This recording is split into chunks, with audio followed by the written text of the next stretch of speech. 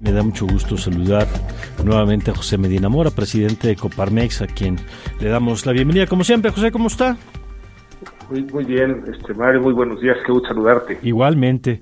Decíamos hace rato que estamos teniendo una discusión en este momento en México, una discusión que puso sobre la mesa, yo diría que desde el principio de su administración ha sido uno de los temas recurrentes el presidente López Obrador, este tema de eliminar organismos autónomos como el INAI y otros organismos técnicos como la COFESE o el Instituto Federal de Telecomunicaciones o la Comisión Reguladora de Energía, entre otros. Dice que son 10 los que el presidente va a proponer.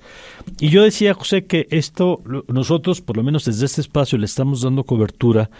Yo creo que no porque vaya a pasar, porque no veo ninguna condición política para que este Congreso le dé la reforma constitucional que el presidente quiere, sino porque en el fondo lo que estamos discutiendo es pues la pertinencia de estos organismos y si queremos que sigan más allá de esta administración, porque creo que en la siguiente legislatura o en los siguientes gobiernos sí puede ponerse en la discusión este tema, y por eso la pertinencia de hablarlo, José. Sí, nos parece en Coparmex, Mario, que es fundamental para el avance de la democracia, por un lado, la división de poderes, es decir, el Ejecutivo, el Legislativo y el Judicial, que de alguna manera, precisamente en esa división de poderes, pues permite que haya contrapesos. Pero ha sido particularmente importante para los ciudadanos la constitución de estos órganos autónomos y que estén precisamente en la Constitución, porque ha permitido beneficios para la ciudadanía muy importantes. Por ejemplo, en el caso del Instituto Federal de Telecomunicaciones, recordarás, Mario, cuando teníamos que pagar por una larga distancia, y hablabas de un estado a otro y había un costo adicional, y es precisamente a partir de la creación del Instituto Federal de Telecomunicaciones que pues esto ya permite unas llamadas a nivel nacional sin que tenga ese costo adicional. La Comisión Federal de Competencia Económica, que ha roto monopolios como el que recientemente de la tortilla, pero pues lo vemos también cuando precisamente en ese análisis de competencia permite que entren empresas a competir en el mercado de telefonía celular, y hemos visto cómo han ido bajando esas tarifas que pues eran muy altas precisamente por prácticas monopólicas. Por otro lado, en el caso del INAI, el acceso a la información, cuando un ciudadano quiere información que no se la dan, es precisamente el INAI el que manda para que se entregue esa información, como ha sido el caso de los expedientes clínicos, que miles de ciudadanos ahora pueden tener acceso a su expediente clínico, que antes pues, se consideraba que eran propiedad del médico en lugar del paciente. En fin, podemos poner ejemplos muy claros de los beneficios a la ciudadanía de tener estos contrapesos. Nos parece, Mario, que no es momento, no nada más no es momento de quitar estos órganos constitucionales autónomos, sino es momento de fortalecerlos. Hay uno de los, yo creo que hay varios argumentos que han planteado quienes ven con preocupación la posible eliminación de estos, y yo quisiera agregar uno, José, que es el tema de la regulación internacional.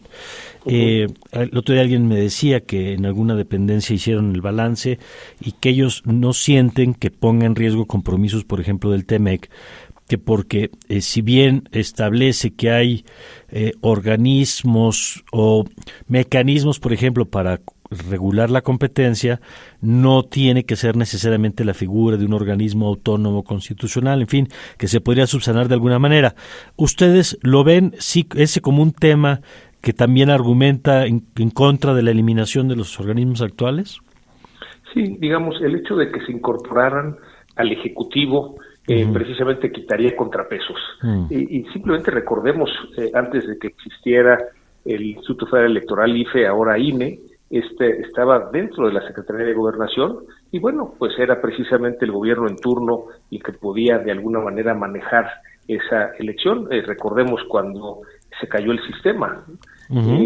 A partir de que aparece el IFE, ahora INE, pues hemos tenido avance en la democracia, en donde pues venimos de un país en donde un solo partido político ganaba todas las elecciones, a un país en donde a veces ni con las mejores encuestas sabes quién va a ganar o por qué diferencia va a ganar. Entonces, sí hay beneficios de tenerlos separados de lo que es el Ejecutivo, porque precisamente ejercen ese contrapeso que se requiere para no tener concentrado el poder. La democracia eso es lo que requiere, no nada más la división de poderes, sino en particular para tener estos beneficios que existan esos contrapesos, y por eso la necesidad de que sean órganos constitucionales autónomos. ¿Ven ustedes condiciones para que esto pudiera pasar? Pues en realidad cualquier reforma constitucional requiere mayoría calificada, es decir, 2/3 partes de la Cámara de Diputados, 2/3 partes de la Cámara de Senadores y la mitad más uno de los congresos estatales. El partido en el poder con sus aliados no tiene esta mayoría calificada, sin embargo, todavía no sabemos ni siquiera cuáles son las 10 reformas que se presentarán o que se han dicho que se van a presentar.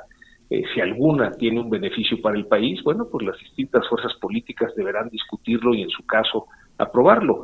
En esta particular habrá que esperar a ver cómo se presenta, pero pues nos parece que no debiera de pasar.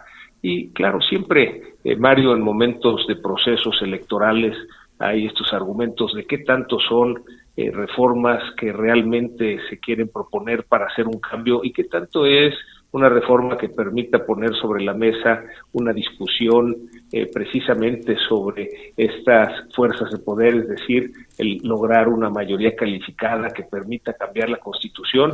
Nos parece que para el equilibrio democrático lo mejor es que ningún partido tenga esa mayoría calificada para que exista ese debate dentro del Congreso y así se puedan tomar, en el caso de reformas constitucionales, aquellas que verdaderamente todas las fuerzas políticas, o al menos la mayoría calificada, estén de acuerdo que es algo que beneficia al país. Pues sí, ahora yo lo que celebro, digamos, desde la perspectiva del elector, es que tiene claridad sobre cuando vote, por ejemplo, por, en este caso, Morena, pues entiende que estará acompañando esta agenda de reformas que se presente el próximo 5 de febrero, ¿no? Y ya el elector decidirá si comparte o no la agenda, pero lo más sano es que sean explícitos los partidos en sus proyectos, ¿no?